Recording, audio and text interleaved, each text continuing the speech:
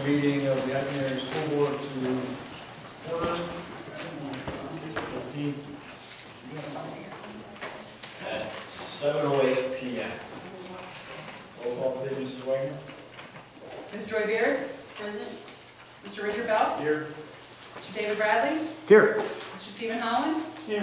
Mrs. Gail Mahalik? Here. Mrs. Rita Spinelli? Here. Mr. Wayne Wentz? Here. Mr. Andrew Yenser? Here. Mr. Larry Stern? Here. All present. This is a notice of the non-conflicted board members met in executive session on April 8, 2019 to conduct a name clearing hearing before the hearing officer, Brian Taylor. Mr. Freeman? Presentations, we do have a presentation this evening at the Lions Club Kids Site USA.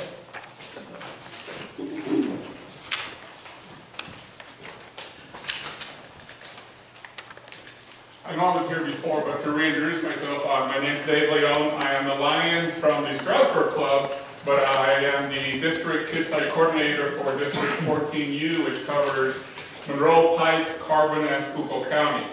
And my job today is to answer any and all the questions that the board may have about the Kids Site program, its intent, and what it can do.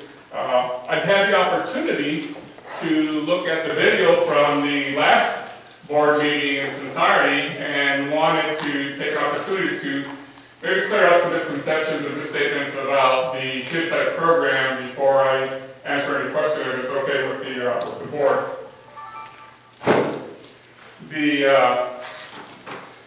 We're talking about what are we supposed to be doing in terms of screening of the kids and things like that. The mandate by the Pennsylvania Department of Health is public knowledge, and anybody can go to their website and find out what are the kind of things that the nurses and each one of the schools does and needs to do. And it falls in 6 major categories: growth, vision, hearing, dental, scoliosis, and TB. But among all of those, only growth and vision are required on a yearly basis. All the other ones are either required on an early grades or later grades. So why do I bring this up? Well, because the guidelines state when the nurses have to take a look at the students.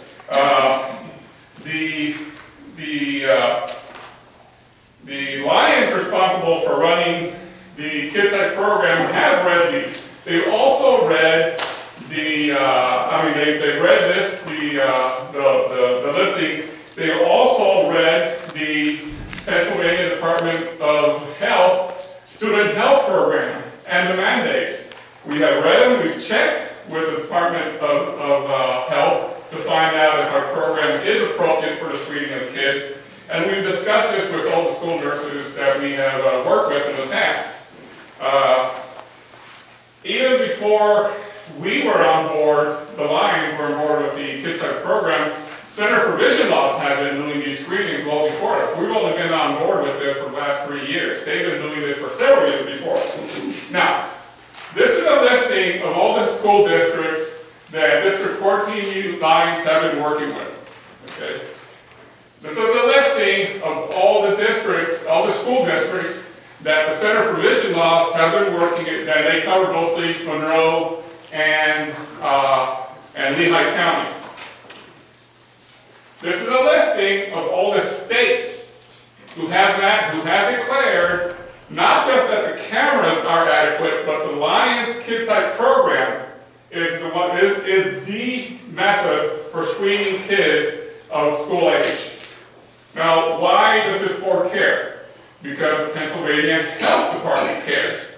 The Pennsylvania Health Department, anybody who bothers to call them, realizes that the mandates and the procedures that were written, the procedures for vision screening program for Pennsylvania school age population, are dated August of 2011. They know that they're outdated, that there's new technology out there. So anybody who goes there and asks them, can we use these cameras, forget about the lines, can we use these cameras to do the screening, they will say every single time it's up to the district to make that determination. Why? Because they haven't updated the mandates yet and the procedures. So it's up to the districts. To believe that the state's going to go after a district who chooses the cameras is totally wrong. Because the state is saying it's your responsibility, you can choose how to do that. Okay? When we do the screening, when the Lions do the screening, we have these kids right in front of us for a period of time. This is the current TISPAS machine, okay? This is what a school student does right now. They sit down, they look into a machine, and they talk to the person who's doing the screening. This is what the Lions do and all the other organizations that have cameras do. They have these kids stand in front of them for the duration of the test. Okay? School board, you can make a determination which gives a person the ability of determining what the whole body, head to toe, what's going on with the student. We don't take 3 seconds. We take a whole lot more than that. If we only took 3 seconds to do a screening, we would have done the 900 kids at the elementary school in an hour and a half. It took 3 days to do that. No, we don't spend only 3 seconds with the kids. We spend a whole lot more than that. I wanted to fix some misconceptions about the camera itself. This is the first page of the manual from the camera. This is the third page of the manual of the camera. Intended use. The sight vision screener is intended to measure the refractive power of the eye by measuring light reflexes from the retina. It also estimates pupil size, pupil distance, eye gaze deviation, and it is intended to use for subjects 6 months of age to adult. To adult. Counterindications. You always have to know what the counterindications. The spot vision screener has no known counterindications. Okay? If you were to bother to look at the camera itself, just by looking at the camera, this is the splash screen of the camera, and you can see on the one side all the age groups. There's ranges of age groups because a camera knows that depending on the age is a range of acceptability for the vision.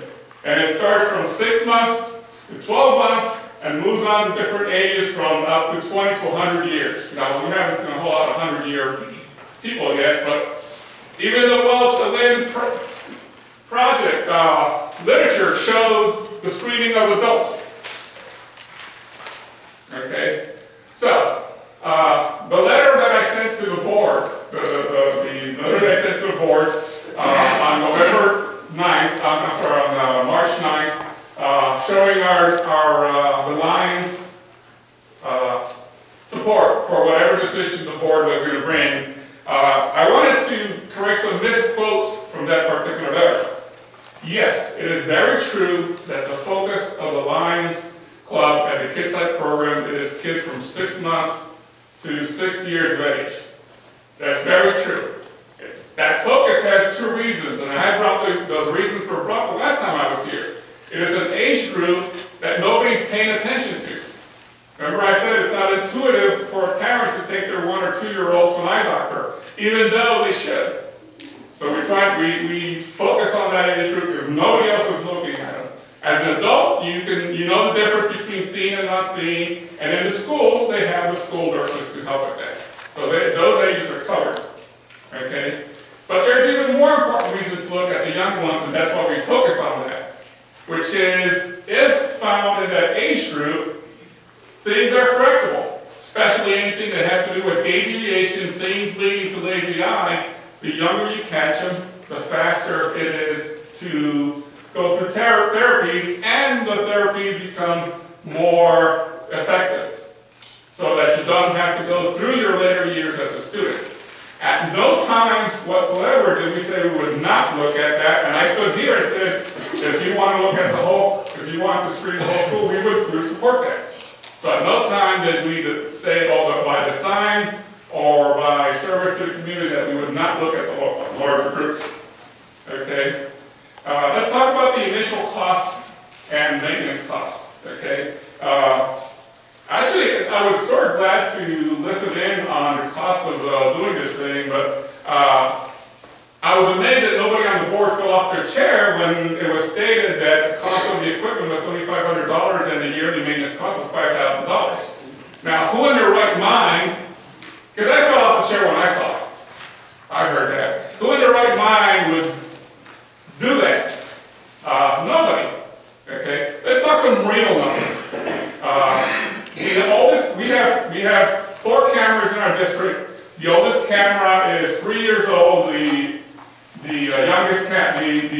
younger cameras are 2 years old. That's how long we've been working this.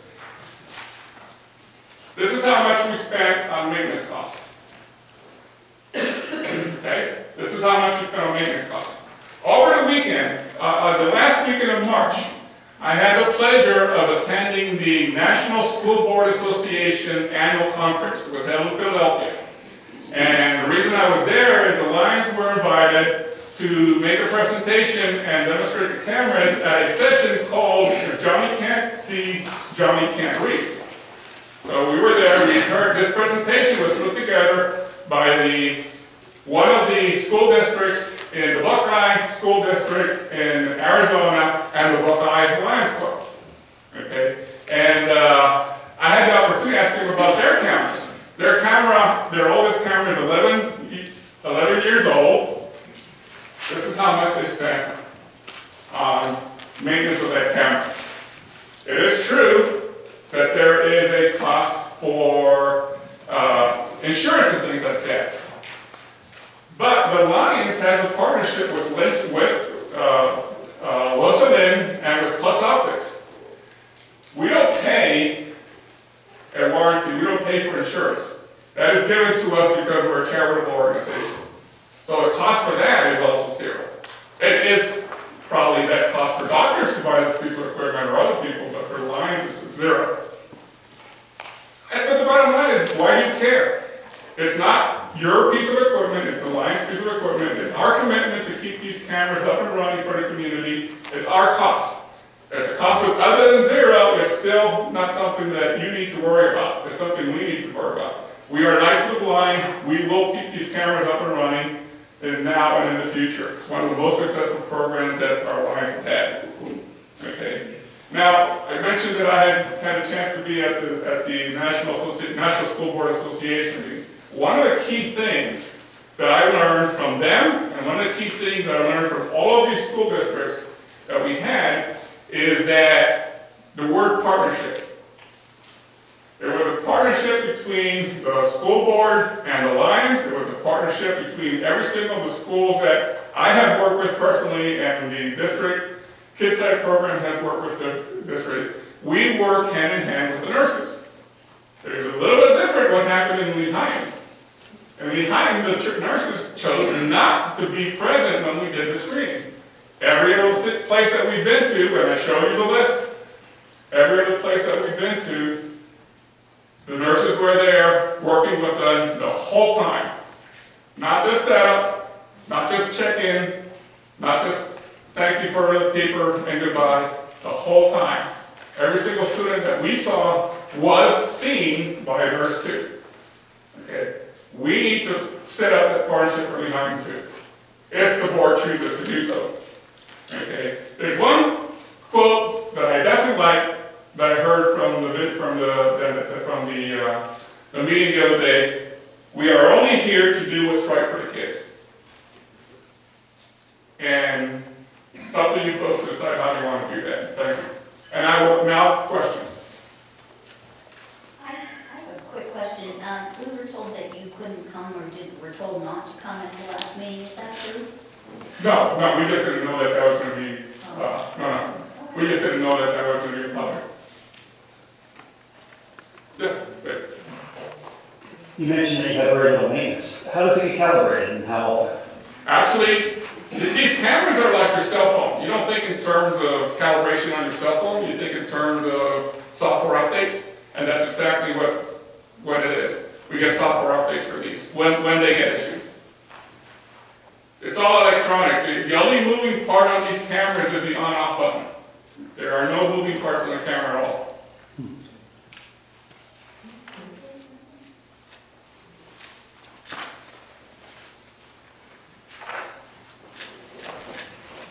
There's no other questions. Thank you for coming back in, Dave, Yeah. and talk about it and explain in a little more detail about the program and the partnership. And I do believe it is a partnership. We'll have to get this I do know at our wellness meeting, we had a discussion, and I know we had a brief one, before this too. Is that an option? We talked about for kindergarten registration, if those dates work? Is that still something that? Yeah, I had heard the dates before, and thanks to Gail, I got the dates on my, I got the actual dates for that. We would love to do that. That is a great opportunity to catch children before they get into the system. We talk directly to the parents if there's a referral, and then we tell them, and then they have the summer to do something about it. Which brings me to a point. I'm glad you mentioned that because of the piece of paper that we get.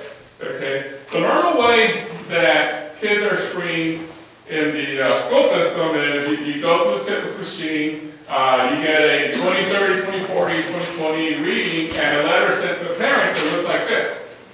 Okay, you know, dear parent, screen on such and such day, this is what you get, this is the result, 2020, 2080, and it's pass or fail. One of the interesting things we had, which was a very pleasant surprise, because we talk about what happens after we give the parents this. One of the things we found is that we changed the letter a little bit, and we made it pass and refer. Okay, you don't fail a child because they can't see. Okay, it's either pass or refer, and instead of giving them a 2040, we give them this. If this is a printout from either it says the screen's complete, everything's fine, or you see in color in red at the top it says complete eye exam recommended.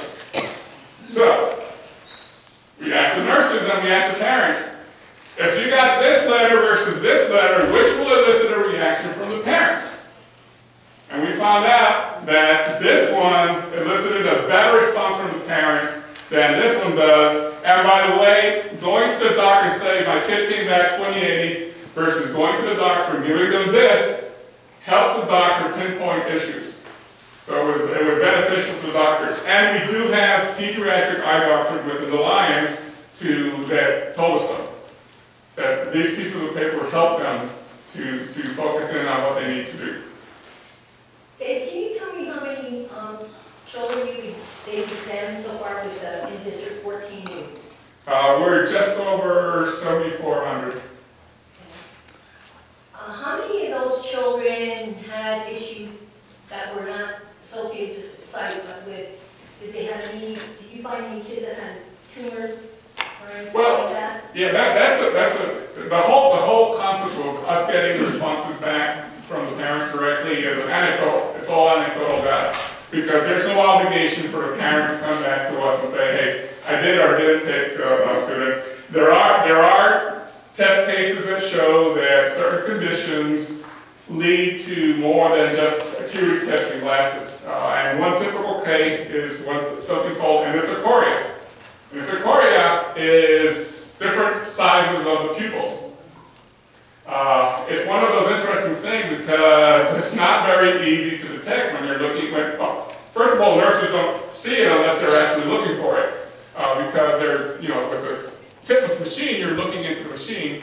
And the machine is not checking anything of the eye; they're just checking acuity. But one of the things we found out is that kids that have that get referred have issues that are well beyond just eyeglass issues.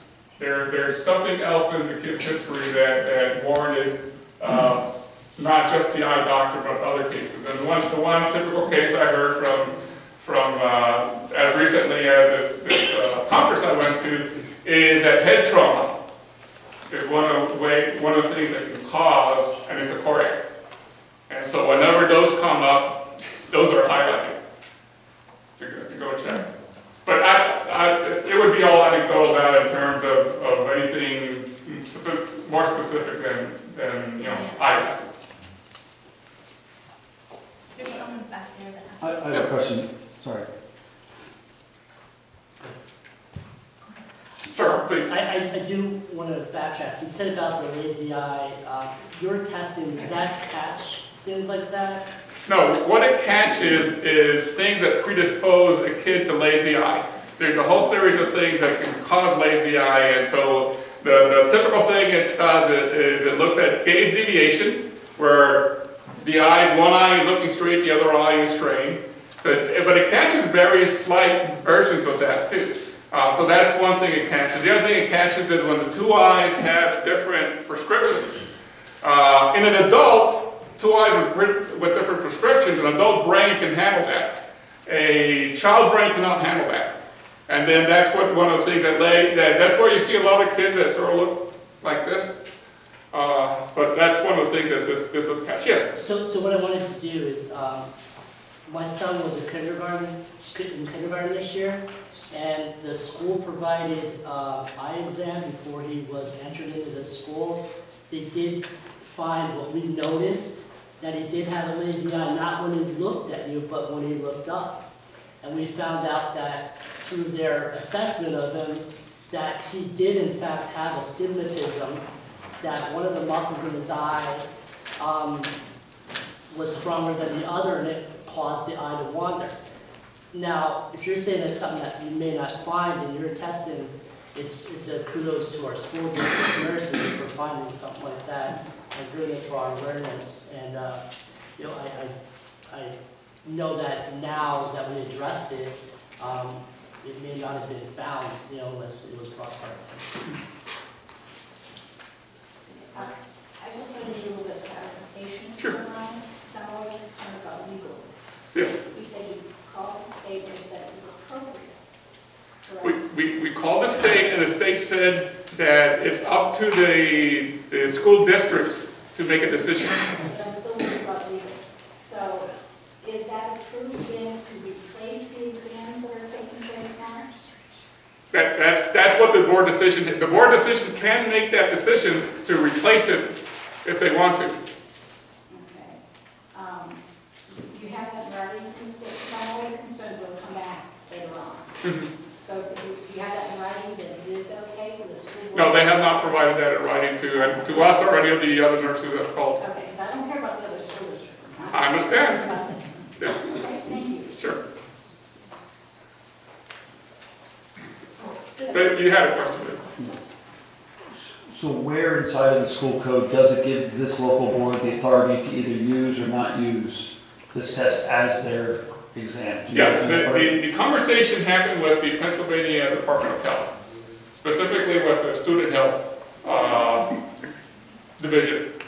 And so they're the ones who, us and other nurses that we have worked with, called to find out if this test was appropriate to be the vision screening. And that's when they were told us that it's up to the board.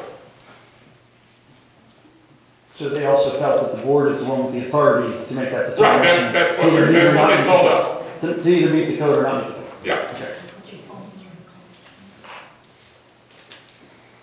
Does this test pick things up that the nurses test miss? And does the nurses test pick up things that yours miss? Is there any, does it do exactly the same thing? I don't know that I can answer that. I think, I'm not sure, because like I say, the nurses not only look at the titmus, they're looking at the kids. All we can say is the numbers, which is that we did the screenings at the Heighton, and we referred 11% of the kids. The national average is 10 to 12, so we're in that group. By the way, the parent who was really mad at the Lions because we referred her kid and it turned out that the doctor said the kid was fine, I'll apologize for that. They must be really mad that the nurses referred 21% of the kids, which is even more kids being sent. But I don't think either one of us should apologize for sending a kid to a professional to get checked. And no matter which entity did it. Mr. Brown, are there districts where you complement each other? Where they're doing, you know, similar assessments, Well, yeah, the legacy quote-unquote equipment plus... yeah. None of the groups that we're working with are doubling up on vision screening. They're choosing to do one or the other. Because our focus is on the younger ones, they're choosing for letting us do the younger kids, meaning first graders, kindergarten first graders, and then doing the older grades with the regular titmus machine. That seems to be the common thing. The only other group that we have been focusing on that the nurses can't do, which is the nonverbal kids and the special needs kids. The ones that can't stand still more than a second to get screened, no, without special equipment, nobody can do this. Sure. I got one. Mr. Pilot, do you know where in the school code it gives us the authority to either count this as the test or not count this as the test? Nope. Lauren? In interest of transparency, as Mr. Bradley brings up a lot, as a parent of children in this age bracket, I would really like to hear also from our school nurses their response to what's been presented tonight.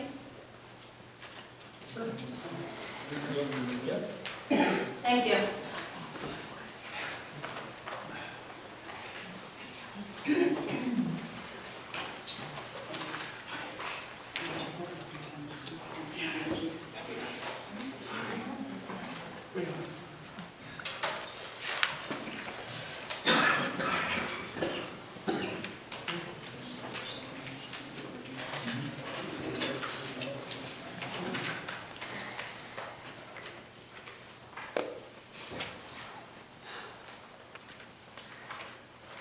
Good evening. Mrs. Harleman, Mrs. Andrew, and I have returned tonight representing all the district nurses to reinforce our desire to continue to provide what we feel is the best quality health care to the students of the Lehighton School District. As stated at the last board meeting, our intent is not political or to further divide this board or to dismiss the good that the Lions Club does for this community. But we do wish to very briefly address a few points. When information was first presented to this board regarding offering supplemental vision screening K through 12 by volunteers of the Lions Club, it was done with absolutely no consultation with or input by the school nurses. The vote was taken without our knowledge. A follow-up article ran in the Times News on Friday, March 1st, stating that 2 board members would like to see the current state-mandated eye exams that are performed by the nurses now replaced with screenings done by volunteers. Collaboration does not begin with attempting to bulldoze a time-tested program of health and wellness, making false statements to the board and public about being able to provide superior eye exams using the Lions Club spot screening device flies in the face of having any intent of working with district nurses. Unfortunately, if the mission of the Lions Club was to collaborate with the nurses of this district, it was grossly misrepresented by those members of this board that presented that information. We were never included. Collaboration has been torpedoed. The Lions Club literature states over and over again that the main purpose and focus of the Lions Vision Screening Program is on younger children, ages 6 months to 6 years. Page 2 of the Lions Club International Kids Site Training Manual states, do not screen adults. I have it in my, if anyone would like to see it, I have it right here. Caps, do not screen adults.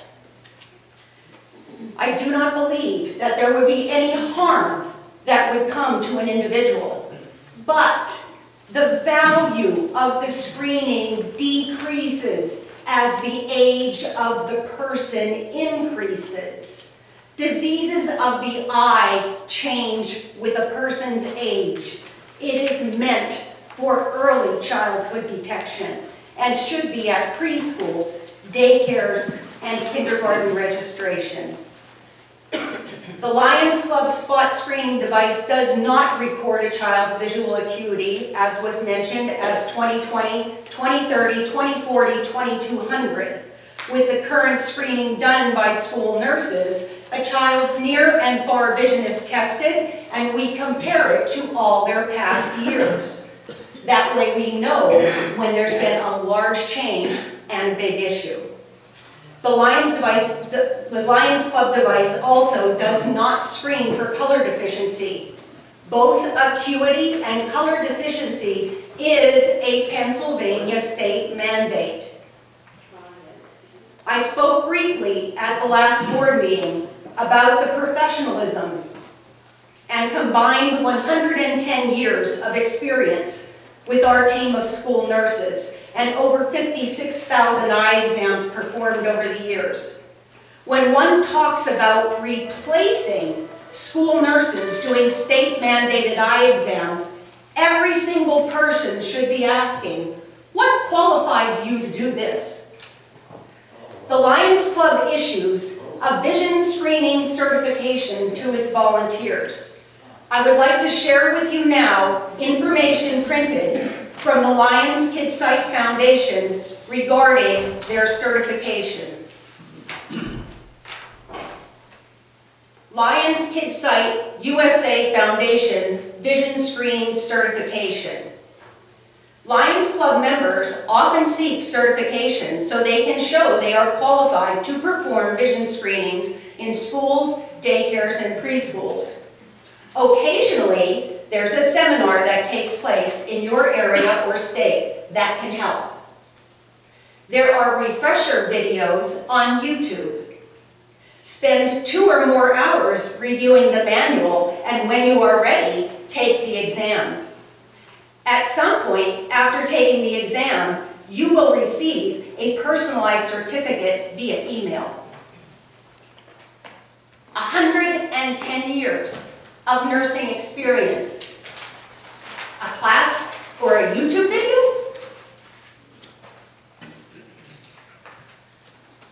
Most importantly, the Lions Club spot screening device is not currently on the list of approved testing devices by the Pennsylvania Department of Health. You can spin that any way you want it.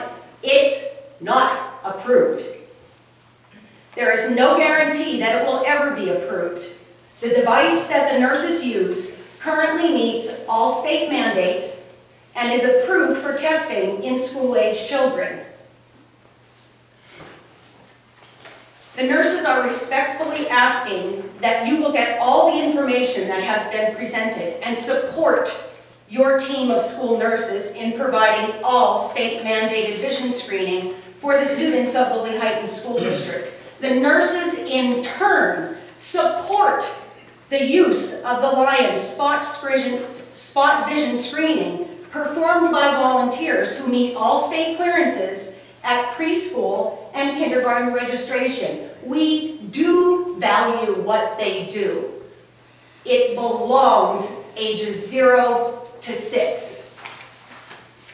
Lastly, I personally want to take a moment and thank those board members, administration, faculty, parents, and most of all, our kids who support the nurses and value what we do every single day. Thanks for many, many years of support and entrusting us with the health and wellness of all district students. Mrs. Harleman would like to take a moment, please. Good evening. I just received information from a local pediatrician's office that does address the use of instrument-based vision screening that I'd just like to share. This pediatrician's office is basing this on the recommendations of the American Academy of Pediatrics. It attests to 1 in 10 children under the age of 5 years have vision problems. Vision problems are often missed since our youngest children cannot cooperate with the traditional eye charts used for testing. Research tells us when we find these problems before age 4 or 5 years, we can begin corrective treatment earlier, which leads to better outcomes. The American Association for Pediatric Ophthalmology and Strabismus recommends instrument-based vision screening, which is the Lions spot screener, in children 1 to 3 years old or older children unable to cooperate with the standard eye chart testing model. We recommend this screening to be done for all children starting at age 12 months, then yearly, until they are able to cooperate with the standard eye chart exam. That's, as I said, a local pediatrician following the American Academy of Pediatrics guidelines. At our recent wellness meeting that we had last week, I attempted to explain to board member Mrs. Mahalik that the board agreed to offer the Lions Club Kids Site program to our students in pre-K through 12. In spite of only being offered, the program was implemented at the elementary center in October. I understand that Mrs. Mahalik has recently made statements that the district nurses have said that they don't want them, meaning the eye tests, because they are too much work, but they, the nurses, do virtually nothing. I would like to make corrections to Mrs. Mahalik's assumptions and remarks. First of all, we did not say we did not want the tests. We said we do not need them because we are already providing this service to all students and it would be redundant to repeat the screening. We also said that David Leone stated that the Kids Site focus of their program is on younger children, ages 6 months to 6 years, children too young to read an eye chart. And also that he mentioned the Lions Club Spot Vision Screening Camera is currently not listed as an approved device by the Pennsylvania Department of Health, which are the guidelines that we follow. In response to the nurses doing virtually nothing, I would like to inform everyone that to set up this program required a good deal of time and collaboration between the nurses, the principals, and the teachers to determine how best to set up the program in our school. It required many phone calls to Sue Anthony, discussing the parental permission we require, determining that volunteers would provide clearances, completing use facilities forms, obtaining permission forms for nearly 1,100 students, compiling those for 51 teachers to pass out, and emailing teachers to inform them of return deadlines. There were arrangements that needed to be made to find a large enough area with dimmable lighting, outlets for the printers. I needed to complete paperwork to have phones installed by the IT department in the designated area and have phone directories that included extension numbers to all classrooms. When over 800 forms were returned, they had to be separated into individual classrooms. However, the permission forms did not include questions that asked grade or name of teacher. So you see, Mrs. Mahalik, the nurse's involvement was imperative and time-consuming. I also need to mention there was nowhere on the form to decline the screening tests, so I had parents that simply wrote notes on the form saying things such as, don't need, just got checked in August, or opt out. In spite of that, there were many parents who contacted me stating they did not give permission to have their child screened, but it was done anyway. Obviously, there were shortcomings to the delivery of this program because of how it needed to be hurriedly implemented on the insistence of Mrs. Mahalik. I had mentioned to her that, as we requested at our last meeting, and respectfully request again, is that the Lions collaborate with the nurses to perhaps find a way to provide assistance in obtaining vision exams and eyeglasses for our students who fail the screening and do not have the financial means after we've done our job by completing the state-mandated screenings with our state-approved device. We also ask that you use the device as it was intended for children ages 6 months to 6 years of age. And our suggestion was to use it for pre-K, kindergarten registration, and life skills students. So yes, we do want to partner with the Lions Club. They are a very valuable asset to our community. We just do not feel that our job needs to be replaced. We need the assistance with the finances, not in doing more screening. Just consider consider all these things that we mentioned over the past 2 meetings, and hopefully we can come to the decision that you will support the nurses to continue providing state-mandated vision screenings as in the past, and agree to allow the Lions Club to come in and offer their valuable screening device to pre-K, life skill students, kindergarten registration, or to take it out in the community to Head Starts, to preschools, daycares, in other community venues that they could offer, and at that time the parents can read and sign the permission slip and understand and ask questions if need be. Thank you very much for your time. One question, please. What was the name of the device that we currently use? TITMUS. Titmus. TITMUS. And what is the state agency that approved the device? It's the Department of Health? That's been important.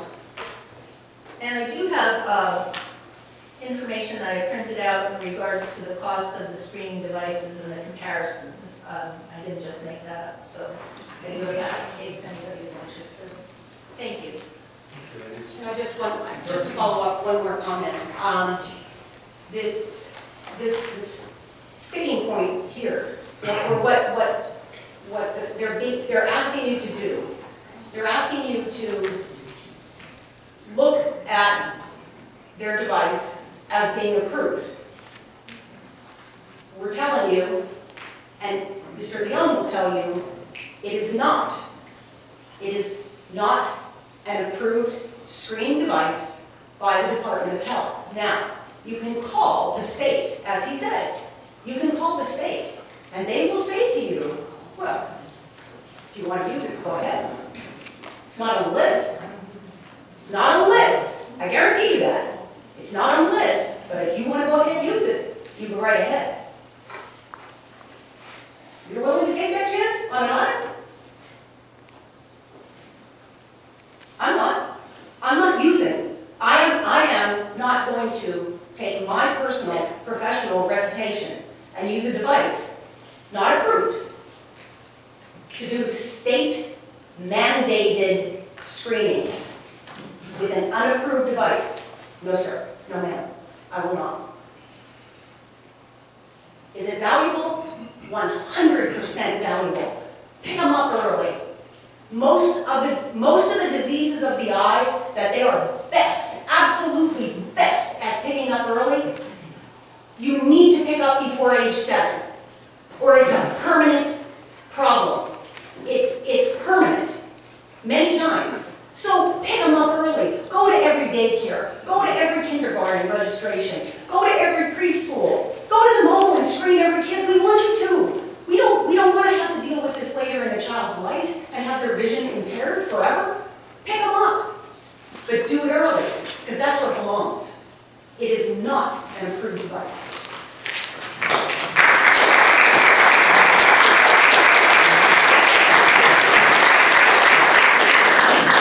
Dave, do you have anything to add to that? No, I said my word. Unless there's questions, I said my piece. So, if they're in our preschool, we still have to give them a test, or only is it from an age group? When does the mandated test start? I should ask. Kindergarten. Kindergarten. So if they're in our kindergarten, we want them to use Dave's device. I mean, the line They're device. getting both during that time. They'll do both. Kindergarten registration Yep. and the pre-K counts. Do both. Yes. And preschool do both. Pre-K, yeah, Pre-K, right. Pre-K, kindergarten, and then first grade. The kids coming into kindergarten, when they're here and their parents are here, what we would say is they can be here to talk directly to the parents as they're doing screening. Right, but I mean, we as a district are mandated to do these eye tests from kindergarten up. And your subset, your overlap is anybody for pre-K, kindergarten, and then stop at like first grade? No, pre-K, and the children registering for kindergarten for fall semester. And anything after that? K to 12 is we follow the state guidelines. Okay. And then just, Or special needs children who are unable to read and understand. right, I can understand that. And then the only other question from your comment. You mentioned you weren't included in the process and the conversation originally. No, this was voted on back in July, and we were not made aware of that. And Okay. it was the vote to offer the program. Was it on the agenda during that time, or was it an added I new think it business? was a presentation they came in. If I may, at that time, it was an invitation to come to the board and talk about the program. It wasn't on the agenda, other than Lions Club It's presentation. coming to the top, okay. I appreciate that, thank you. We definitely want to improve the communications within our district. Okay, we'll move on to communications, Mr. Cleaver, superintendent's report.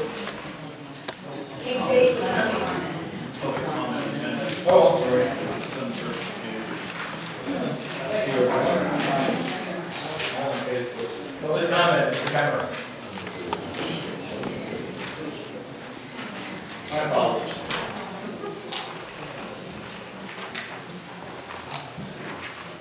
First, I want to thank everybody for allowing me to speak. My comments are in regards to personnel, letter F. The name clearing. Last meeting, I was 100% for the name clearing hearing because I know that it's gone on way too long. I truly believe that it's something that's a burden to our administration following through with their work. And I think that it's something that should be cleared up once and for all, and I applaud the school board in taking this on. However, the whole process, I have to question because there were some key witnesses that weren't asked to be a part of this hearing. And I think that part of the hearing is understanding all facts of that matter. So my question is to Mr. Stern. Who aligned the people for the hearing? Eric, and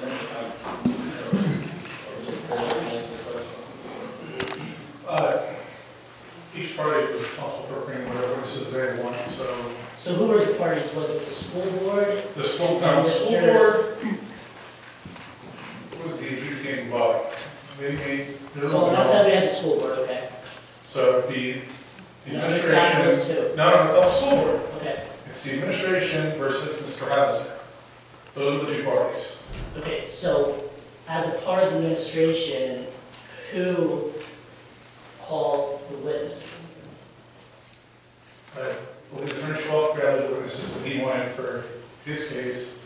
Mr. Hauser gathered the witnesses that he wanted for his case. So, as a governing body of our school district, do you think it's smart for us to move forward without all of the facts of the matter being present, and or were the facts of the matter of the witnesses in letter form taken as part of the meeting, or part of the hearing? So my correspondence is with you, Mr. Stern. Were they a part of the proceedings? they weren't invited as either part, as far as I was concerned. I didn't call the witness. So, I was a spectator and a So- board member. okay, I just want to use all one time. So, Mr. Stern, do you think it was good for a solicitor to only invite a portion of the people that were involved? To get a full, accurate, The thing is, there's many things that have to be taken into consideration, Mr. Cameron. Would it behoove anyone to have someone as a minor or whatever involved in that situation? he wasn't a minor. Okay, I'm not saying who it was. Okay. So my question, the father who was a part of the meeting, that was in question as well? I think just so you know, Taylor's here too, who oversaw the hearing. I think the important part to understand, it's still a personnel matter. So really, at this point, until the board approves anything, nothing is released to the public. It still falls under the guidelines of personnel matters. And there's rules and regulations that need to be followed when dealing with school district personnel. And from that, we take the recommendation from our solicitor of how to move forward with that process. And I accept that 100%. I do believe that Mr. Hauser needs to be cleared. I do believe that this is cumbersome to him, and I would hope that it would be done in a conclusive manner. If you, as a board, feel that it was done in a conclusive manner without key witnesses, and you're able to vote on it with that regard, then I am okay with that. I do have my support, Mr. Hauser has my support, the school district has my 100% support. I would, however, in the future, when we're putting these things where parents can be involved, what happened with Mr. Hauser and my kid could have literally been taken care of in a 5-minute meeting. I truly believe this. And I think that it is because of the board and the solicitor carrying it on and not coming to closure that Mr. Hauser has been drawn through the mud. And it's not fair to him, and it's not fair to what the proceedings, to my son and myself, because this shouldn't be going on anymore. Thank you. Thank you, Mr. Hauser?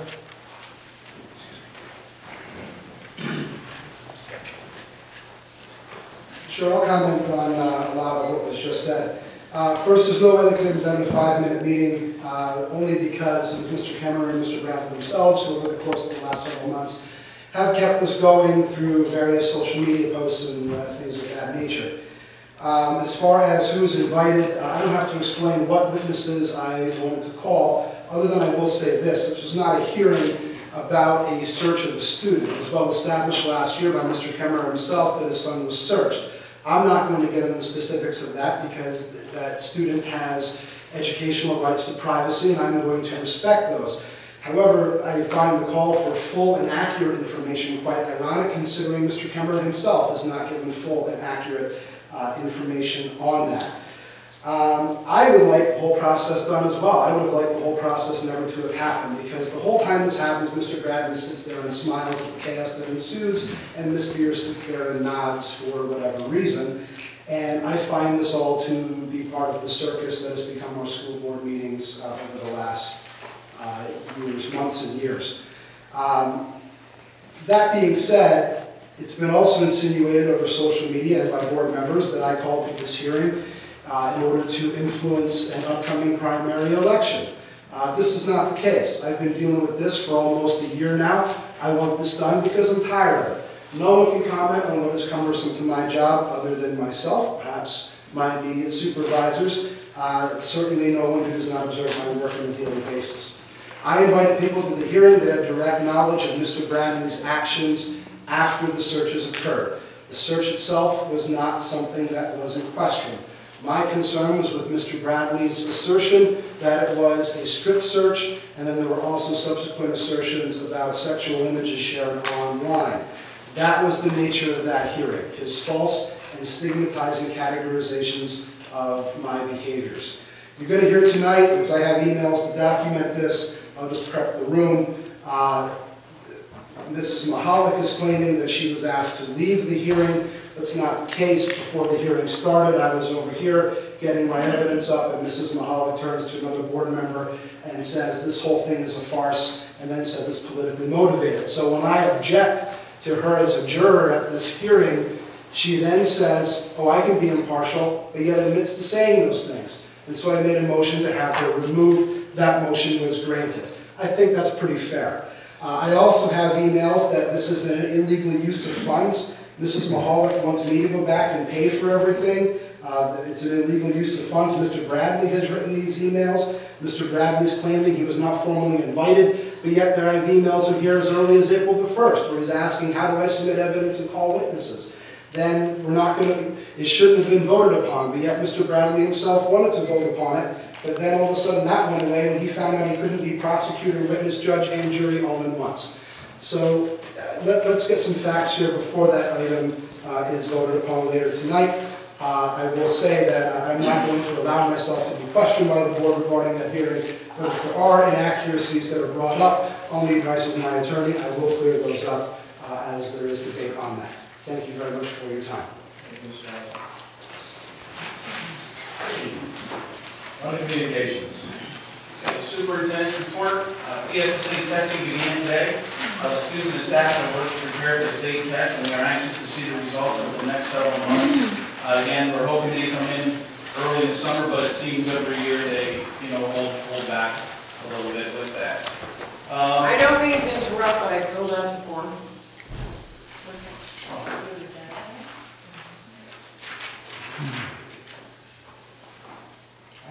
At the end of the meeting. Public comment in the meeting. What's it say under agenda? Yes, Mr. Wilson, yes, please. Thank you. Sorry about that.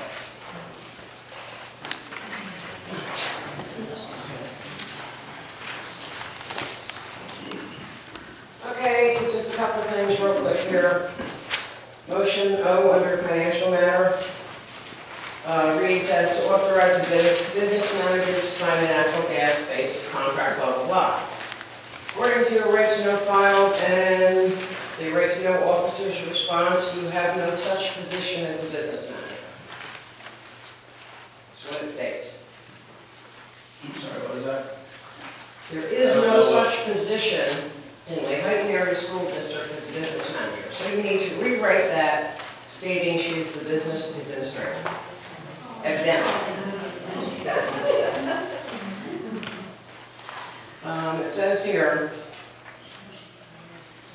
request was denied because the Lehighton Area School District does not have a business manager position. Okay, thank you. Okay? Let's see what else. Oh, the contract for the extension of all our services.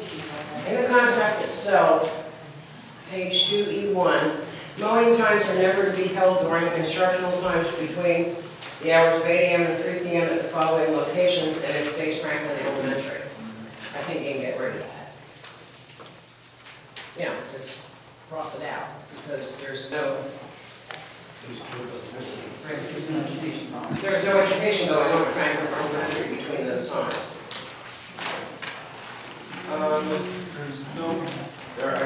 I could say there's no guarantee that we want to take a trip over there, just like the facility, use it for some type of program.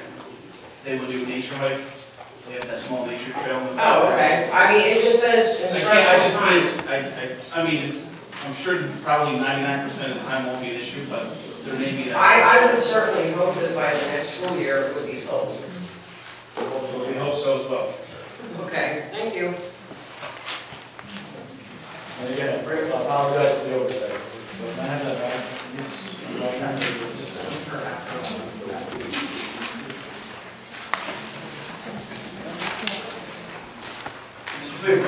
Again, PSSA testing began today. The students and staff have worked to prepare the state test, and again, we are anxious to get these results. Hopefully, as I was saying before, that we get them early enough this summer where we can really dive into some of the information. The district will be highlighted for the summer issue of the Greater Valley Realtors e-magazine. The article will highlight the Lehighton Area School District, the educational standards and programs that are being afforded to our students. This article will focus on all the positive activities that happen on a daily basis throughout the school district. We've been told they're hoping to get the article done in June, but they're looking at the probably closer to July when they get it out. They came in and sat down for about 2 hours and did an interview with us. And so it's got a lot of pictures, a lot of kids, and again, went over a bunch of the programs.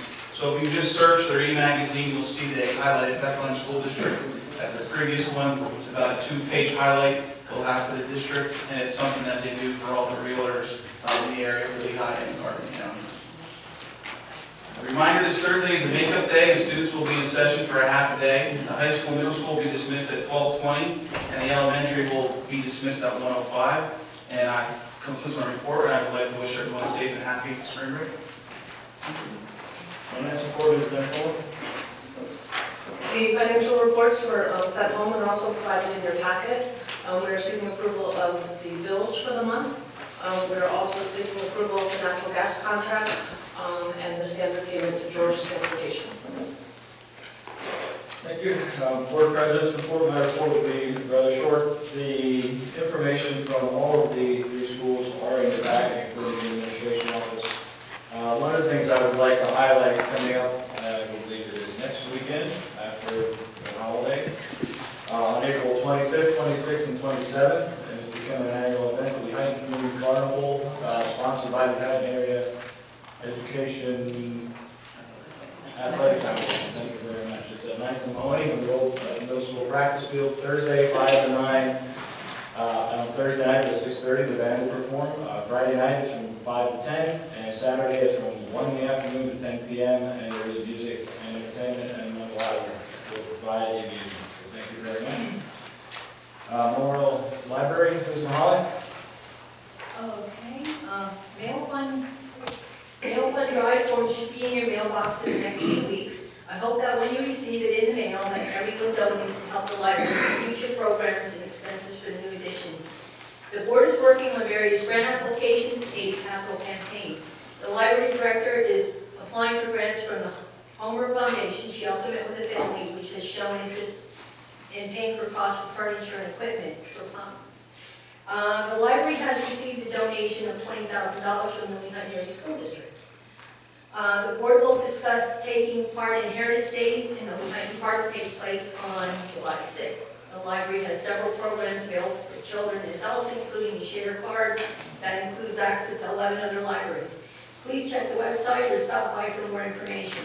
The next board meeting will be held on April 30th.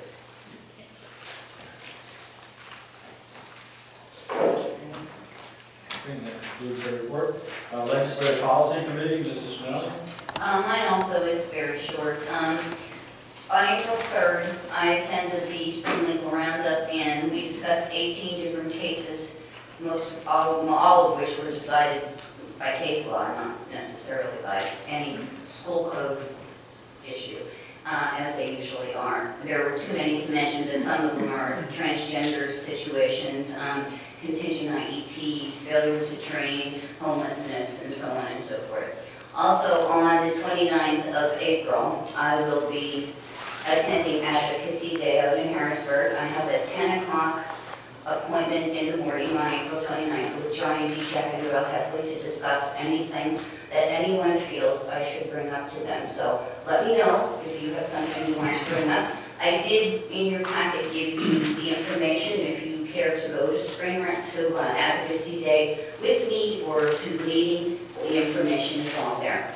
Also, every day, PSBA puts out 3 or 4 articles on issues affecting public education with their daily bulletin. I strongly suggest looking these over, as it would take me hours to read them to all of you at a meeting. This is just one of the ways you can educate yourself to issues facing public education at a time convenient for you. And as I said before, you do not need to be a member. You can read these things on the PSBA website, psba.org. Thank you. Thank you. Item 1, Mrs. Bowman.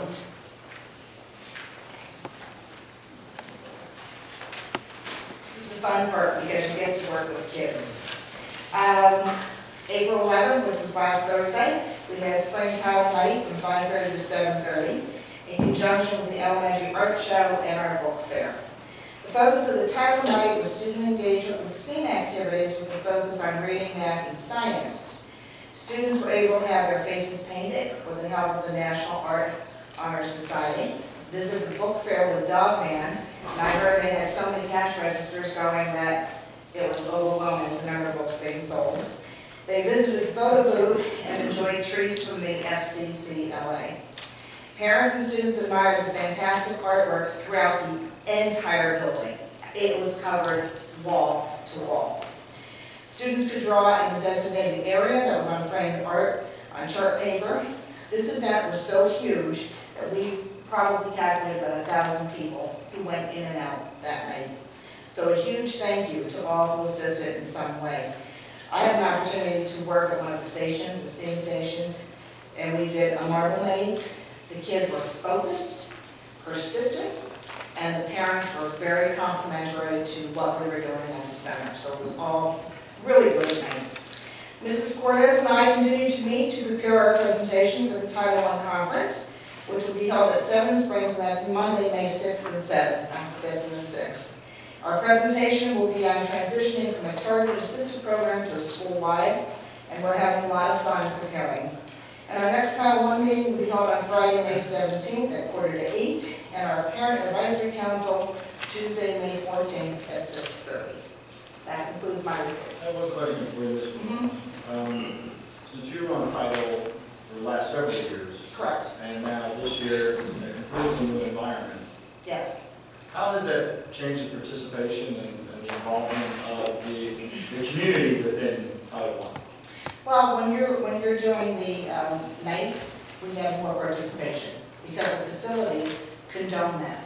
Okay, when you had 4 schools, you only had pockets of people going to each of the schools. And we had to separate them or at least bring them together at one big meeting. So this time, the attendance has improved 100-fold.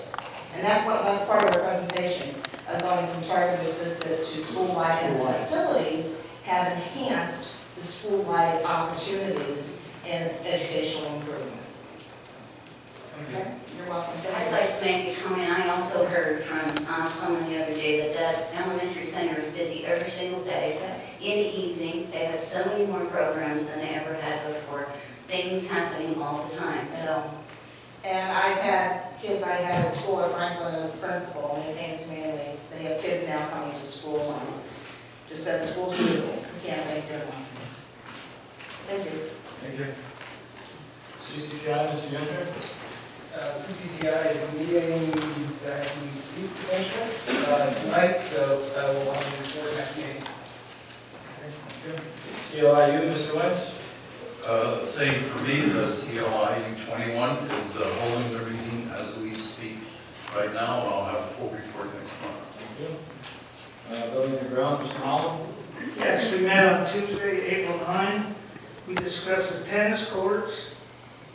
We're not moving along quickly enough as far as I would be concerned, but we do have applications in for the borough for permits. One we're waiting for is for the stormwater batteries. We're still waiting for that. I think this is good news for everyone in the district. We're dewinterizing the high school, middle school, elementary center, getting ready for spring and summer. I want to thank HT Lions and Automatic Logic for getting the systems up and ready for the spring and summer. Athletic fields, we have the baseball scoreboard. It's not working at this time, and we're working on getting it repaired. If we sent it back to them. I want to thank the Borough of Lehighton, which I don't think gets enough recognition from us sometimes. They were here to roll the ball fields, and I just think that's fabulous that they can come out every year and do this for us. I want to personally thank them. Equipment, we're looking again probably for next year, an area lift for the elementary center, and we're hopefully after tonight we will have all our summer help hired as far as for the kids. And that will conclude my report. Thank you. Thank you, Mr. Holland. Academic Affairs did meet on Wednesday, April 3rd at 12:45 p.m. There were several presentations, mainly the AP professional staff had reviewed the books that they support for AP Psychology, AP Biology, AP Statistics, Financial Algebra, and AP Spanish. There was discussion concerning the social studies pilot that is going to be going on at the elementary level. K through 2 will be citizenship, neighborhoods, national symbols, monuments, celebrating America, traditions, goods and services. Grades 3 is communities, culture, democracy, and parts of government. Grade 4 is regions of the United States, which include growth, culture, and conflicts of those regions. Grade 5 would be United States history, exploring the Native Americans, Native folks, exploration and the birth of the nation. There'll be 2 teachers at each grade level piloting programs for the 1920 school year. Another interesting presentation was Mr. McCarroll concerning the LEAP program. Many of you don't know what the LEAP program is. I guess, Mr. Coogan, the best way I can explain it is that intermediary program is for behavioral, many different types of issues that our students may have. It's a place that we can go, that we keep them within our districts, within our buildings, on our same curriculum, but give them a little bit more privately focused educational experience to try and steer them back to our classrooms. Similarly, if a child is placed, we bring them back into that environment prior to bringing them back into the classroom to help them transition from a different learning environment back into the districts, which I think is a very valuable experience. And that concludes my report. LTRI-C report, Mr. Kraus. Yes, thank you. The 2020 budget for LTRI-C was unanimously approved by all the districts that are represented at LTRI-C.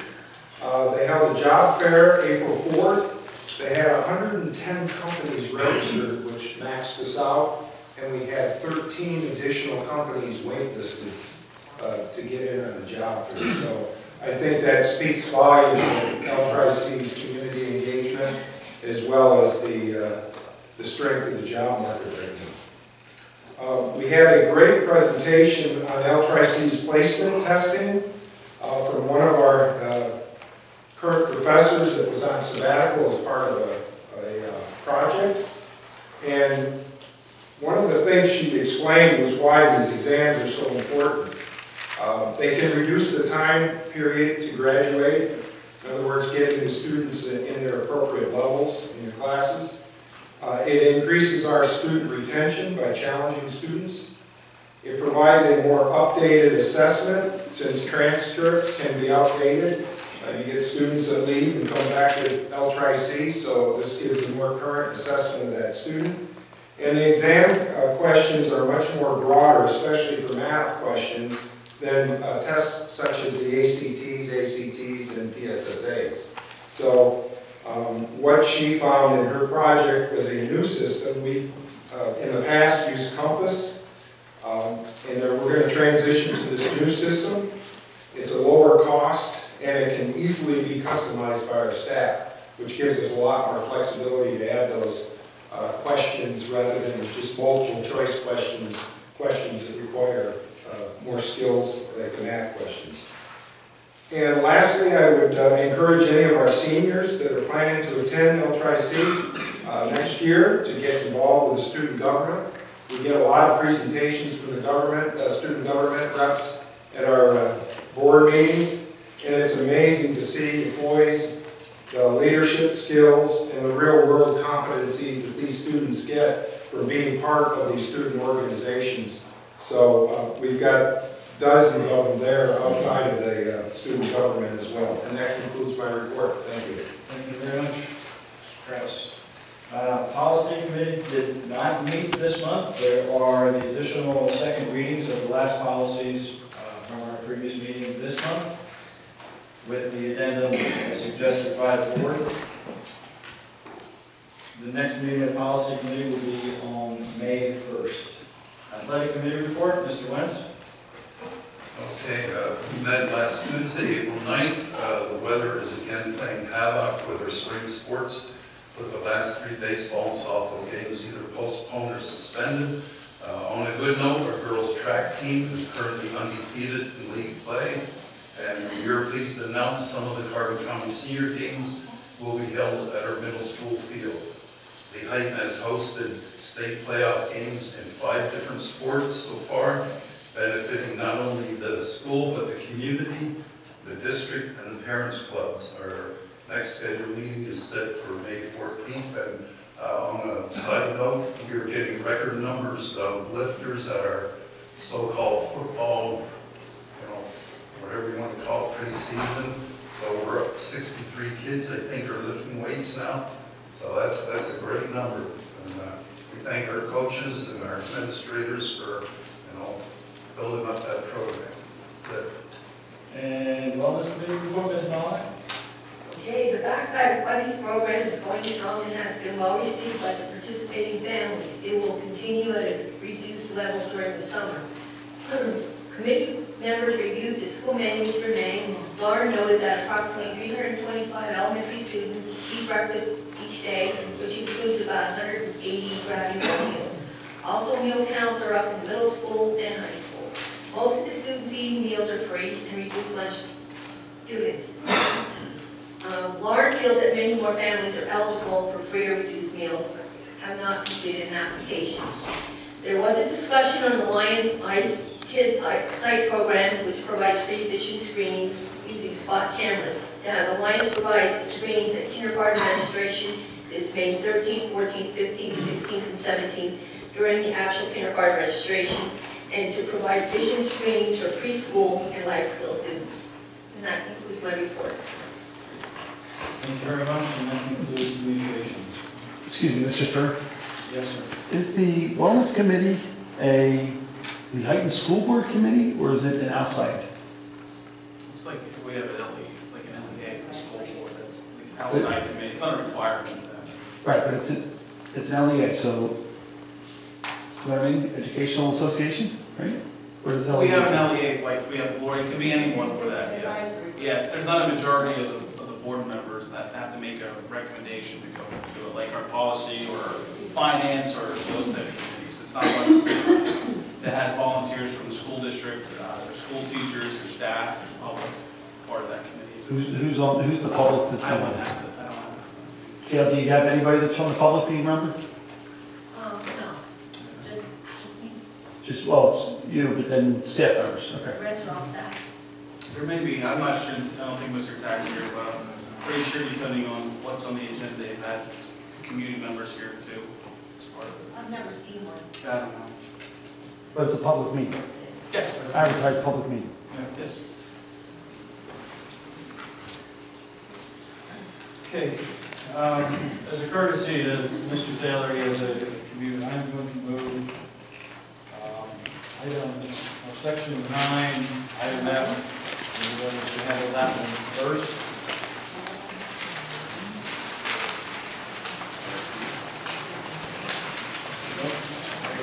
Page 7. I need a motion and a second to accept the name clearing hearing report of the hearing officer, Brian Taylor, and to make said report available for public review. So moved. Second. Wentz, Mr. Melly, comments? Mr. Taylor. Mr. Taylor? Mr. Taylor.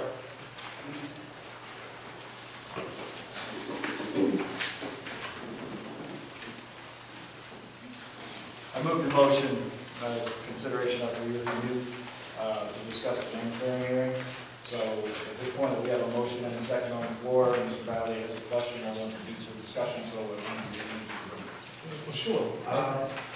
Mr. Bradley? Well, I'm actually going to ask the board, if you don't mind. So,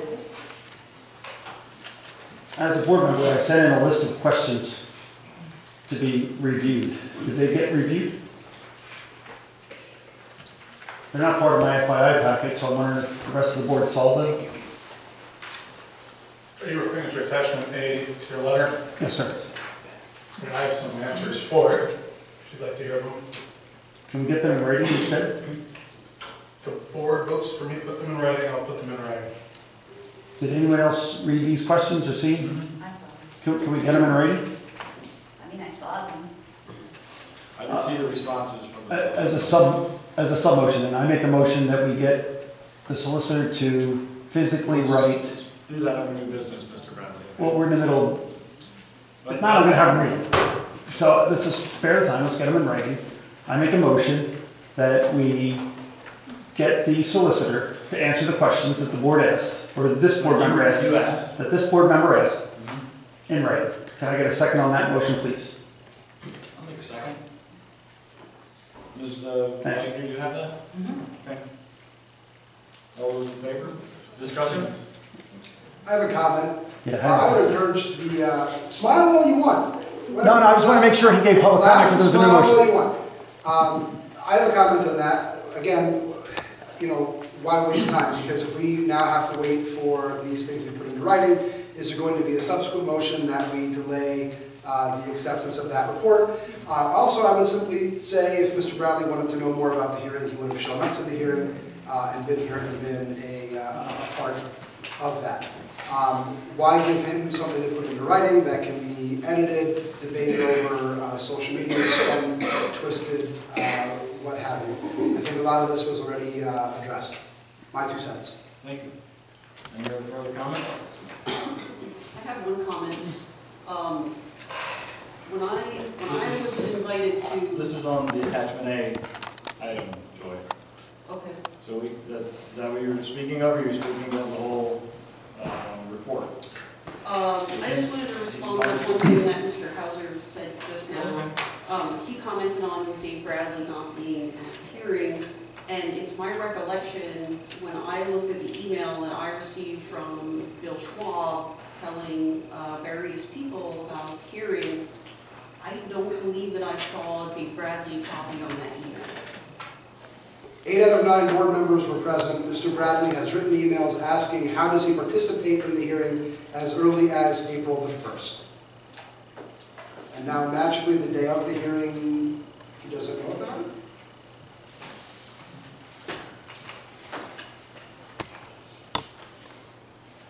Any further comment?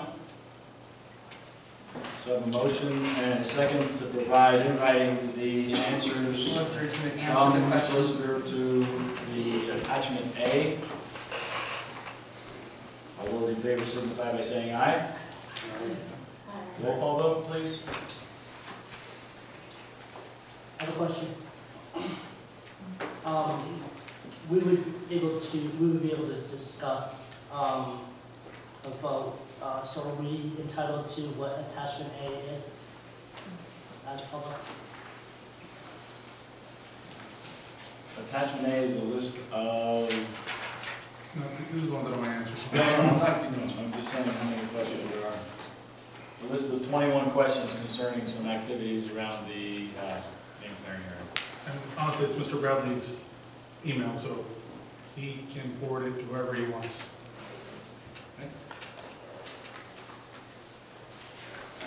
I'll do the roll call. Yes, please. Mr. Wayne Wentz? No. Mr. Andrew Answer? No. Ms. Joy Beers? No. Mr. Richard Belts? Yes. Mr. David Bradley? Yes. Mr. Stephen Holland? No. Ms. Gail Mahalik? Yes. Mrs. Rita Spinelli? No. Mr. Larry Stern? No. So that's 3 yes, 6 no, motion denied. Okay, so I have a motion and a second currently on the floor to accept the name clearing hearing report of hearing officer Brian Taylor and make said report available for public review. I would like to make a comment about that before we take the vote. As was discussed earlier. Wait. Oh, We sorry. can't hear you now. Thank you, Joe. Great. As was discussed earlier, Mr. Eric Filer was explaining kind of the premise of the hearing, and that Mr. Hauser called witnesses, and Mr. Schwab also called witnesses. And I personally think that Bill Schwab could have done a better job presenting the other side of things by inviting other witnesses, as Mr. Kemmer had alluded to. Thank you. Mr. Bradley? I'd like to state on the record that I was not invited, nor was I privy to the time or date of this hearing at all. It was requested many times to find out that information. It was not presented to me, even after direct request. Secondly, I have found out that the witnesses associated with that hearing were also not invited by our administration. So my question is, Mr. Hauser called the board juror, but I believe in this situation they're the adjudicative authority, right? So they are part of judge and juror, correct? They're the juror. They're the juror. Their most equivalent position is the juror. Okay. So how does Mr. Taylor write a report for the jurors? Why did Mr. Joyer write this report? Well, it's written as a recommendation, just by way of introduction. My name is Brian Taylor. I've been an education attorney for the last 10 years, a litigator for the last 30 years. I specialize in mediation, arbitration, and I was a hearing officer last week. It was conducted as an informal hearing. I do not call or choose who the witnesses are. I'm not in charge of the notice. I just proceeded over the orderly processing of the hearing. I deal with questions of law, questions of evidence. So exactly what is your point that's right there, me? So I'm asking, what authority do you have to write the report for the benefit of this board? Did they ask you to? Look, I'm the hearing officer. If I write this hearing had to be held under the federal constitution, under the state constitution, under the threat of having to pay compensatory damages, nominal damages. This type of hearing is commonly held, a liberty interest hearing. It is not an unusual procedure. The district had no other choice but to call them. But I understand that. So, again, this report was generated by yourself. Correct. Who authorized you to write this report? On what authority did you write this? I'm an officer of the court. I'm a hearing officer. I'm authorized to write a summary or recommendation of the hearing. And who was the authority that gave you that authority? Was it the board, or was it the administration, or was it school code? Mr. Bradley, it's just, I'm a hearing officer. It is my job. To write this report? To write a summary. To write a summary of whatever? Okay. Correct. So, I didn't have to decide the case. I write a recommendation. It's up for acceptance. okay. And then at the same time, you were invited to be this hearing officer, correct? Correct.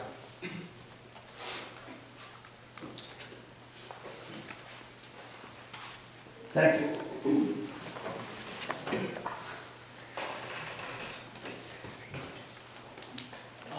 Mr. Taylor?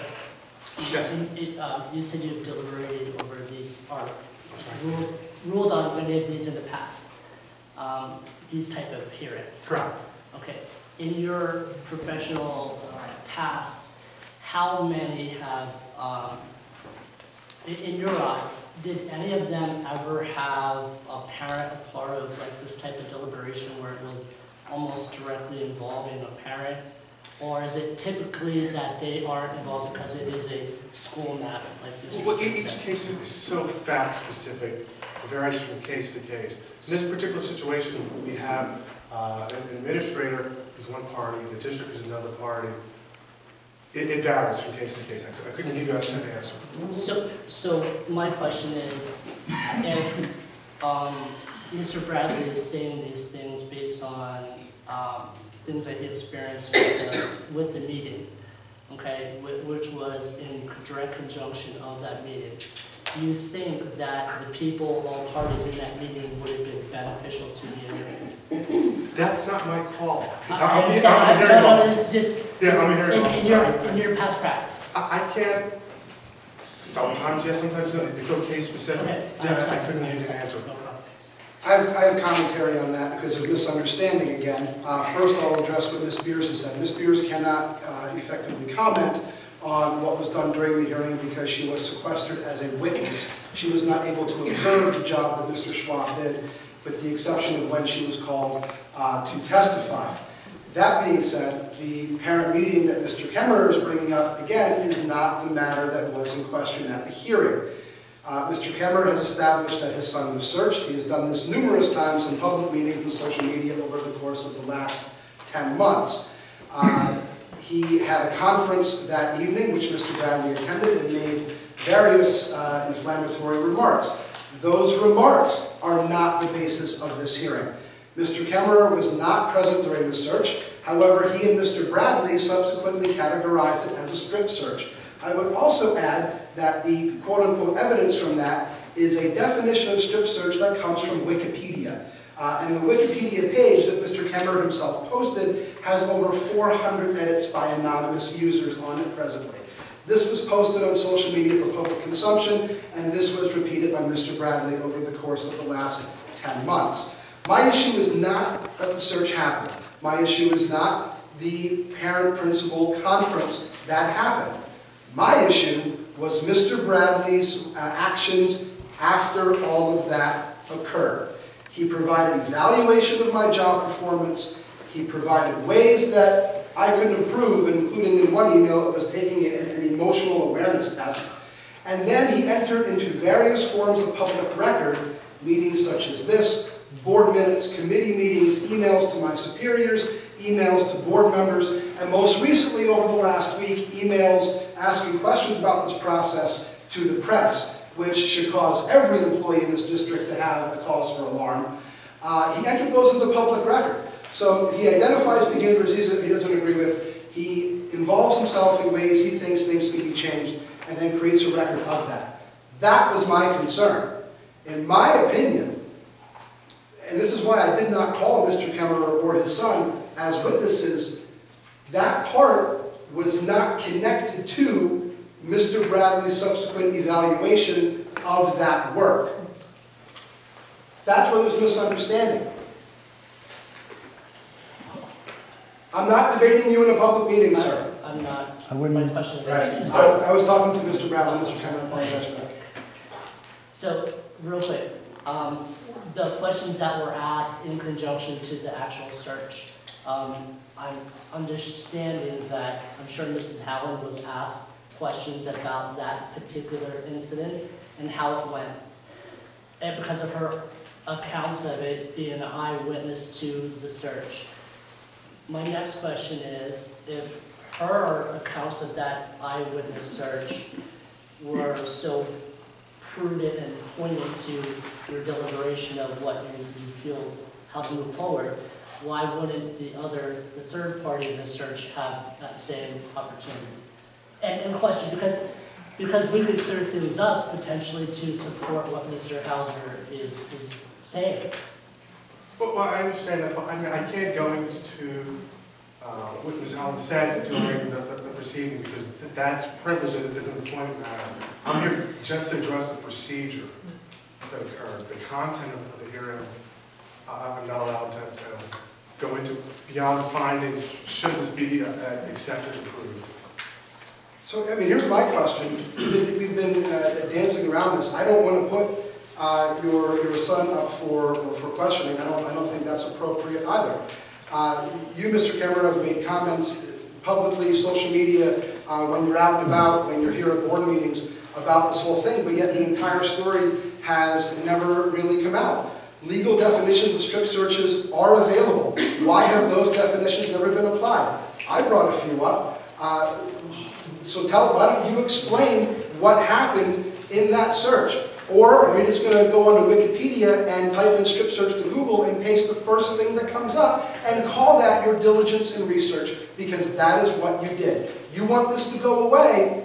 All right, let's hit the other questions here, Mr. Bradley. Yeah, I have one question. So, because I don't want to, because he's here to answer questions on process, procedure, everything that took place. So I'm going to make sure all those questions are answered. the ones that are on my list, you're saying, or not? That's not what I said. I'd like to get those answered, but, so the question I have is, this hearing then was about my actions in relationship to Mr. Hauser, is that correct? Your actions, there were certain accusations made. Yes, we did review those. Okay. So, in conjunction with discipline that was issued upon him. So yes, there was a name clearing which he's entitled to have. He's entitled to refute those claims, those accusations. He was given that form to do so. You, at most, were just a witness. And this whole concept that you weren't invited is completely disingenuous, because you and I went back and forth with a whole bunch of emails for the whole prior week before then, to the extent that you asked me about lawyers, about evidence that you needed to submit. So for you to claim that you were unaware and unprepared, it's completely disingenuous to everyone in this room. I want to make sure.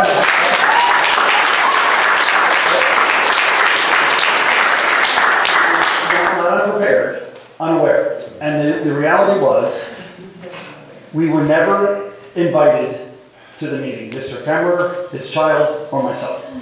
But here's the question I have to ask. But no, I'm a hearing officer. I'm not responsible for service of notice. Mr. Bradley, you were aware of that. Not at all. Thank you. We were not invited. And the service, hold on, the service of a hearing should be documented. And When are you free to do that? we did since then, and we found out that it was not, I was excluded from the meeting notice. We only found out because Rita said she wasn't going to make it, at which point people then became aware that the meeting was even happening because the service that was provided, not to myself at all, but to other board members, was not to their official address. So there was some unique ways that this. In the laws, that's fine. I'm not going to that. I was not notified. I was not notified of the hearing. Thank you.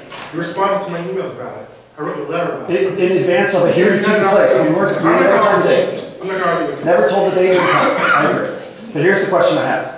The Pennsylvania School Code confers no authority upon an individual school board member to act unilaterally under the guise of carrying out responsibilities of a board as a whole. The law is clear. So what he's describing is an action of an individual in an individual capacity. So why would this board incur the cost to adjudicate his concern that an individual citizen was critiquing his behavior? I'm not going to go to that. That's kind of. I'm not so certain that all your actions were done as an individual citizen. Is there any way that my actions could be construed as an action of the board? You and I are going to debate. I'm not going to debate. I'm asking, as a lawyer, as the officer. I'm not your lawyer. I'm here to dictate. No. You are. I'm here as a hearing officer. Okay, so as a hearing officer. I'm here as a hearing officer. Is there any method to which an individual board member can take the action of the board? That's for your solicitor to answer. I'm here as a hearing officer. I appreciate that. Can we get that answer, Mr. Filer, please? I just would like to comment about that comment is, on many occasions, you were here at policy committees, in different committee meetings as a board member, because you are part of those committees where you're making recommendations to move something to the full board, and you had comments regarding Mr. Hauser made to the point of where I even believe you had a video posted to where you turned your own camera to focus him during one of those committee meetings. So absolutely, you are here as a board member. I don't have that authority, sir, at all. And Mr. Filer, can you please explain that under Bangor Area School versus questioning whether or not you have Bangor? the authority. We're questioning that you were acting in part of a board member because you were on that committee at a public board meeting. That's your opinion, but let's get to one that's official. I know because you hide behind the camera when you're sitting at these meetings and film other people, but it's still you there as a committee member and a member of the school board. Mr. Bradley, the fact that you sit there with a name tag that says Citizen Dave Bradley does not mean you're not in fact a member of the board. And when you take actions against the employee, it comes back negatively to the board. So the fact that you don't have the authority to do it should be telling you that you shouldn't have been doing it in the first place. You did that anyway.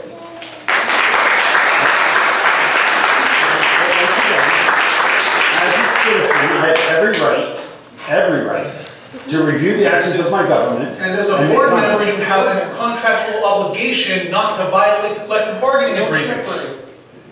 I am not a board member. Yes, you are!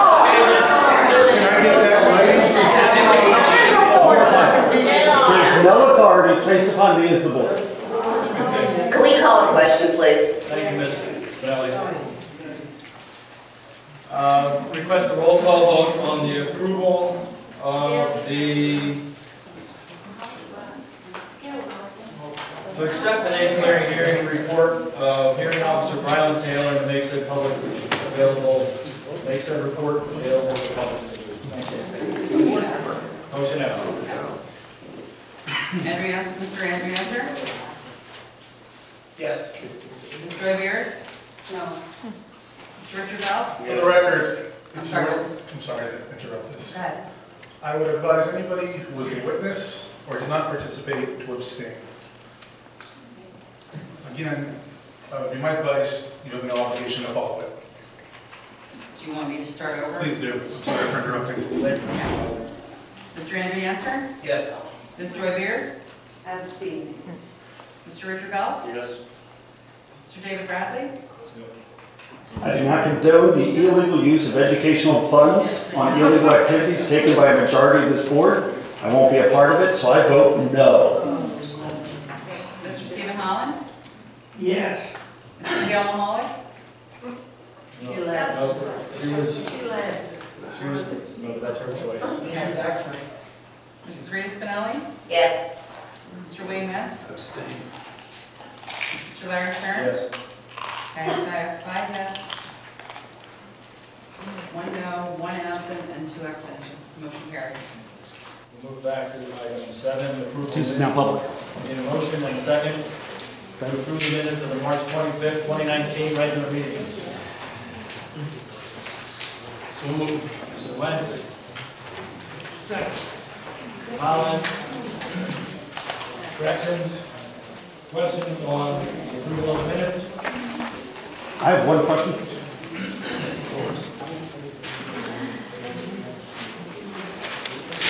On page 90,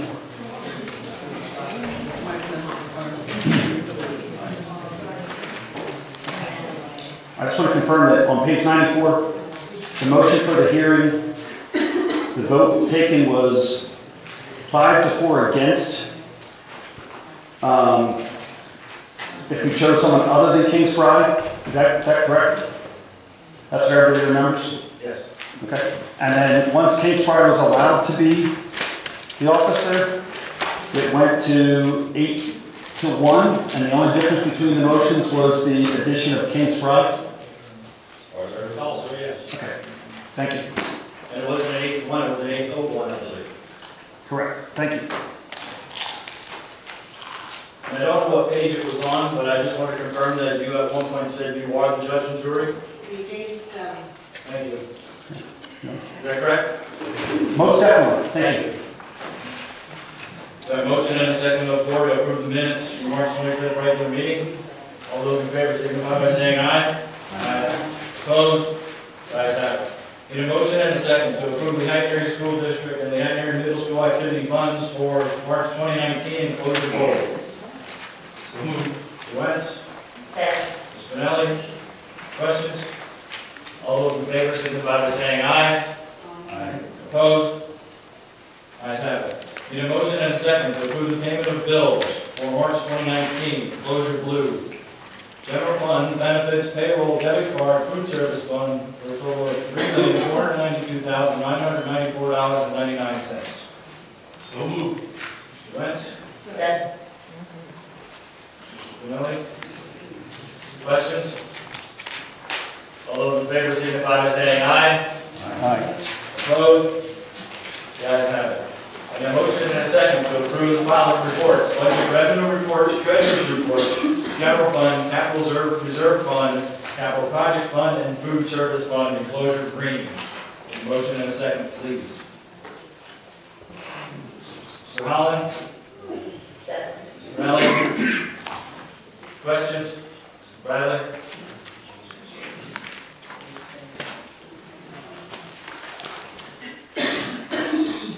It shows the payment of the bills for William Schwab to be $4,000 That was in the previous motion. Roman Green. under blue.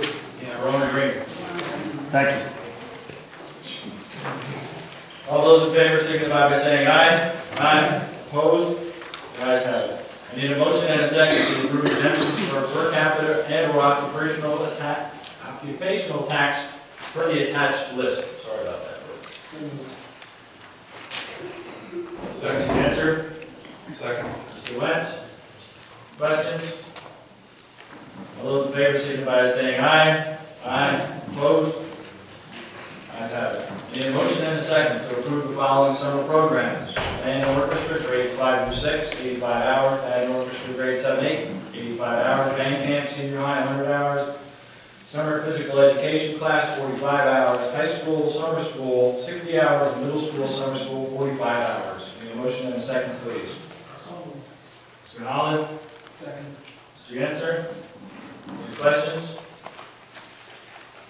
I'll make a comment. I do like how they have the summer physical education class to get those out of the way for trying to scheduling more rigor and taking care of that over summer. It allows them space in their schedule, especially when it comes to the number of AP courses you now offer, some of the other advanced level courses. And it keeps them busy this summer. All those in favor, signify by saying aye. Aye. Opposed? The ayes have it. Need a motion and a second to approve the proposed summer reading program and posting for the position. This program will be for students in grades 1 through 5. The program will be held on Wednesdays, June 19th through August 14th, 2019, from 9:30 a.m. to 11 a.m. and 5:30 p.m. to 7 p.m. The program will be held at the elementary center at a cost not to exceed $1,250. Funding provided through the 2018-2019 curriculum. Wait. Is that? Last year. This is the, Yeah, even though it's the 1920? Do you know how many students will accommodate? How many students will this accommodate? I believe in the past, I'm sorry. Oh, we made the motion, sorry. Need a motion and a second, please? So Second. Bradley? Mr. Holland? In the past, we've had it out Charlotte David in the summertime for the program. Several hundred students will take advantage of it. We also did it at Franklin at one time too to try and divide that a little bit. So there's several hundred students that will come through it in the summertime.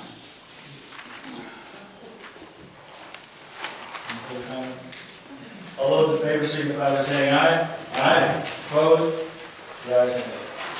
We need a motion and a second to approve the Title I summer reading and math programs for the February school district to be held at the elementary center. Tentative dates are July 8 through 18, 2019, for the math program, and July 22nd through August 15, 2019, for the reading program. Camps will be paid using Title I funds for the 2018-2019 school year. Need a motion and a second, please. So moved. Bradley? Mr. Holland? Question? Now, I have a question. Is this only for Title I or can any students attend Title I? This is for Title I. This is for Title I. The other one,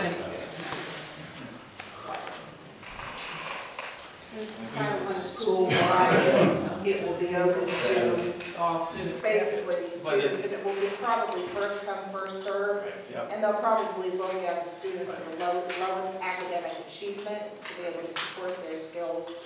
But it will be open since it's a school-wide now plan. And the recommendations will come from the teachers too. The teachers will reach out to parents and say we recommend that your child attend the program. Yep, for recommendations. Is there a number? Is there a number? What's that? Is there a number? For this one, we set it up, for the Title I, usually we set up to 20 to 25.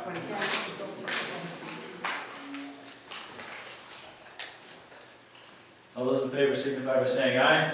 Aye. Opposed? The ayes have it. Need a motion and a second to approve employees 204, 1333, 1434, 1413, and 1393 to attend Project Lead the Way Summer Training Institute at the Worcester Polytechnic Institute, University of Maryland, and an online course on July 8th through 11th, 2019, July 29th through August 2nd, 2019, and August 29th through December 19, 2019, at a cost not to exceed $10,500. Funding through Project Lead the Way grant. Need a motion and a second, please. So moved. Mr. Wentz? Second. Ms. Spinelli? Since Mr. Tack's not here, you want to just give a little bit? I just wanted to, first of all, thank the staff members, I don't want to say their names because their numbers are there for a reason, who are taking the time to attend the programs, and also Mr. Tack, Mrs. Volsky for applying for the funding and getting the grant through Project Lead the Way. We currently have at the middle school as well, and we're looking to move it forward to the high school and then even to the lower level if the funding becomes available for it. It's a great program, but again, you can see there's a lot of training that are involved, and it does, tie into a lot of commitment on the teacher's part, so I just wanted to thank them for making that possible for our students. Thank you, Mr. Is there some way they could make a presentation when they come out? We absolutely can, yep. Okay, great. Yep, we'll do that. Thank you. There's a motion and a second. I need a, please respond by aye. Aye. Signify by saying aye if you approve. Aye. Opposed? The ayes have it. Thank you very much for my blubbering here. Sorry about that. Did you make note? Yep. Thank you. I need a motion and a second to approve the hiring of the following 2019 summer wellness camp positions at the current contracted hourly rate of pay. Need a motion and a second, please. Mr. Wentz? Second. Ms. Manelli? Questions? All those in favor signify by saying aye. Aye. Opposed? Ayes have it. Need a motion and a second to accept the donation to the general fund of $11,500 from the Lehigh Fire Company Number 1 to be used for Jacob's kits and other safety equipment district-wide, enclosure green. So moved. Mr. Nelly? Second. Stevie, or was that you, Rusty? I thought it was Wednesday. I can second that, that's fine. All right, we'll do the Rusty, all right? Any questions on that? Read it. No question, but I'd like to say thank you to the fire company. That's Fabulous. Can we get a review of what the skits are? I know we talked about it, but it's... We've talked, and Tanner is here too. Tanner brought this opportunity to us 2-3 months ago, Yeah, I believe. Larry Gill and I are working on it together, along with the school district.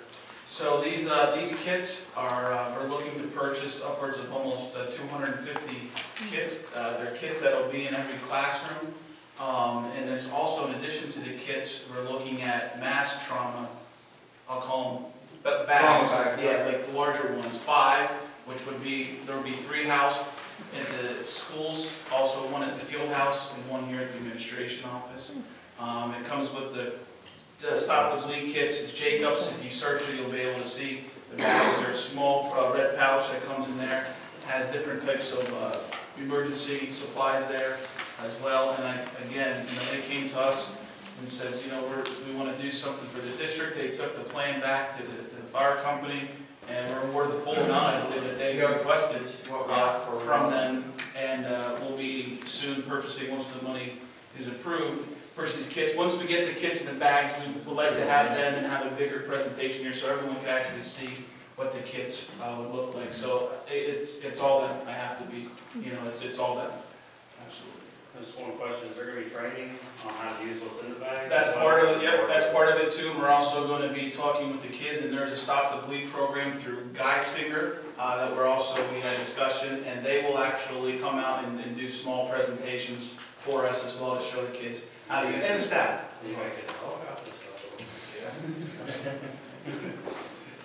Stevie, did you have another comment there?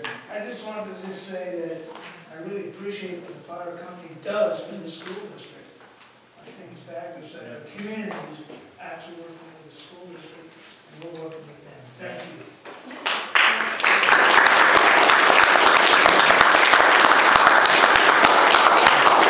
I'd just like to add, may they never be used. All those in favor signify by saying aye. Aye. Opposed? The ayes have it. Need a motion and a second.